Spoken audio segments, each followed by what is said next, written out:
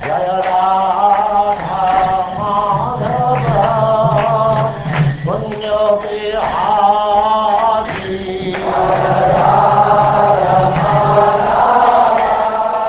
And now Chapter 2.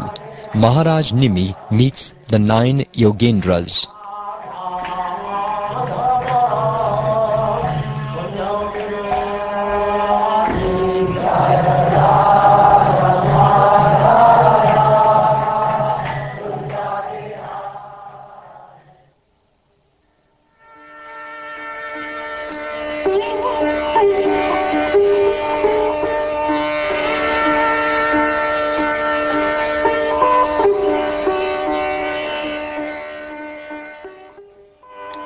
Sri Shukdev Goswami said, Eager to engage in the worship of Lord Krishna, O best of the Kurus, Narad Muni stayed for some time in Dwarka, which was always protected by the arms of Govinda.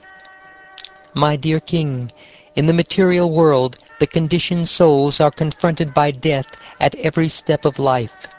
Therefore, who among the conditioned souls would not render service to the lotus feet of Lord Mukunda, who is worshipable even for the greatest of liberated souls? One day, the sage among the demigods, Narad, came to the house of Vasudeva. After worshipping Narad with suitable paraphernalia, seating him comfortably and respectfully bowing down to him, Vasudeva spoke as follows.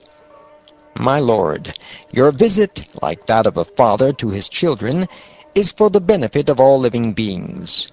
You especially help the most wretched among them, as well as those who are advanced on the path toward the Supreme Lord, Uttama Shloka.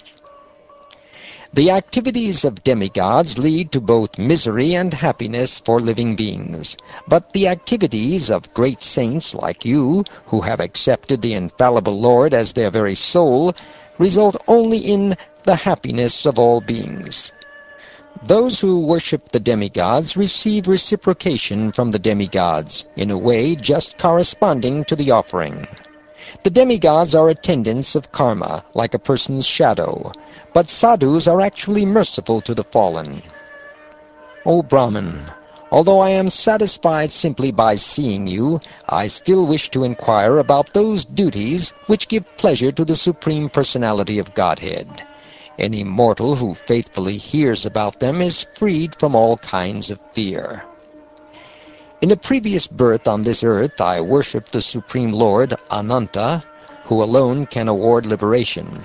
But because I desired to have a child, I did not worship him for liberation. Thus I was bewildered by the Lord's illusory energy. My dear Lord, you are always true to your vow. Please instruct me clearly, so that by your mercy I may easily free myself from material existence, which is full of many dangers and keeps us constantly bound in fear.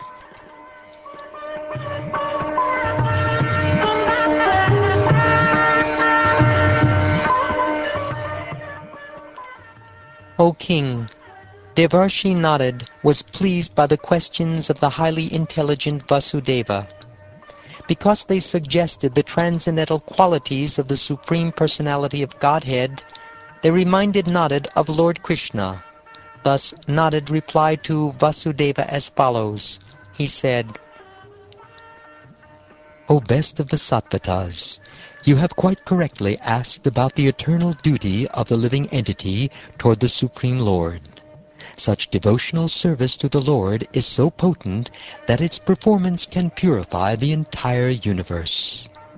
Pure devotional service rendered to the Supreme Lord is spiritually so potent that simply by hearing about such transcendental service, by chanting its glories in response, by meditating on it, by respectfully and faithfully accepting it, or by praising the devotional service of others, even persons who hate the demigods and all other living beings can be immediately purified.